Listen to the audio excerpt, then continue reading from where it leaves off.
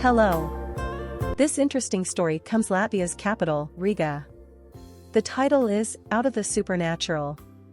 For Oleg, getting married meant more than gaining a companion and friend. It meant living with someone with fantastic powers. He learned about his wife's powers when she offered relief from his constant headaches. "Would you like me to put my hand on your head?" Sveltana asked.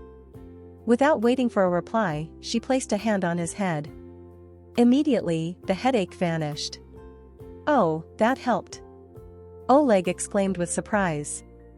After that, whenever Oleg had a headache, he knew where to go. He didn't know how Sveltana did it, but he wasn't worried. There were many things he didn't understand in Soviet Latvia. But the one thing that he knew for sure was that there was no God. Oleg had been raised in an atheist home, and like many people in atheistic Latvia, he didn't believe in God. But he did believe in unseen forces. Sveltana enjoyed reading magazines about the supernatural, and she had connections with an unseen force. Once, when Oleg was fixing the car, Sveltana heard a voice telling her to use her mental powers to turn off the car engine. Before she could even think about it, the engine shut off. She also heard the voice telling her to do other things. Oleg didn't think much about the voice until it told his wife to kill him and their 3 children. Sveltana refused the order and sank into a deep sadness. For 3 days, she wanted to die. Oleg was scared, and he left with their children. Sveltana's mother called for an ambulance, and Sveltana ended up at a psychiatric hospital. When Oleg saw the psychiatrist, he asked if his wife would ever be released from the psychiatric hospital.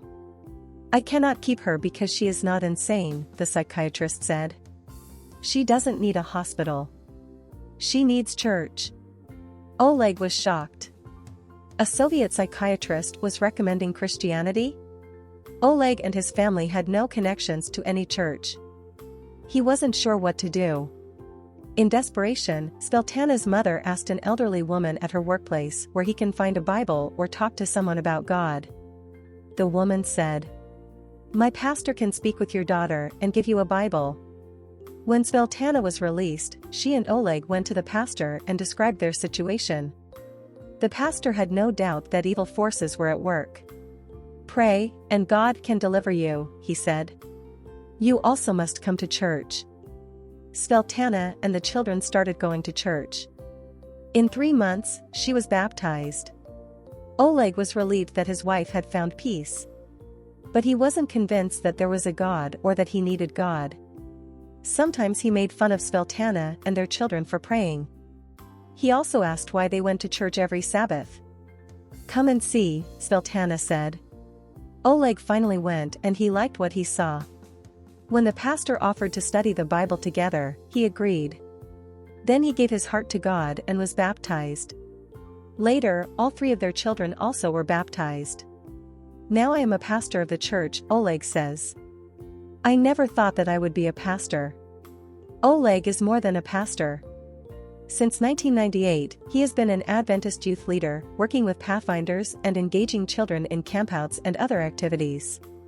Sveltana has worked closely at his side. Oleg will help oversee this quarter's 13th Sabbath project in Latvia's capital, Riga, a center of influence where Pathfinders, children, and families can participate in language classes, sports, and other Christ-centered activities. Thank you for your generous offering today that will help this project and a youth camp for Pathfinders in Montenegro.